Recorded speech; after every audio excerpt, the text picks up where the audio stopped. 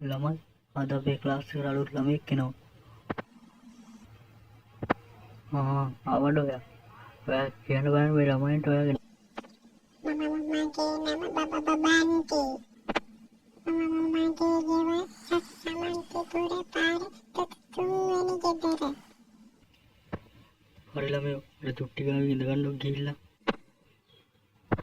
ඔඩොක්කු නෙවෙයි එහා පැත්තෙන් ගිහ. චුට්ටා කීසදී තුන විතර වැඩ කරාද? ආය දන්නවනේ සර්. මේ චුට්ටාගේ වැඩ එකෙන්ම කරා ගෙදර වැඩ ටික. බොහොම හොඳයි.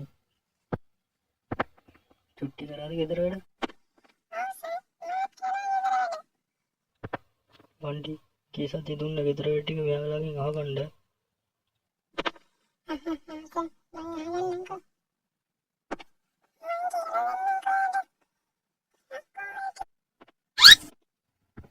ඒක එකයින් අහගන්න ඕනේ නෑ. මං කියලා දෙන්නම් ඔබට. වරන් කියන්න අපේ ගෙදර.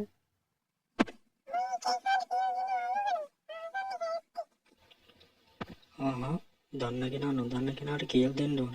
ඒකයි හොඳම දේ.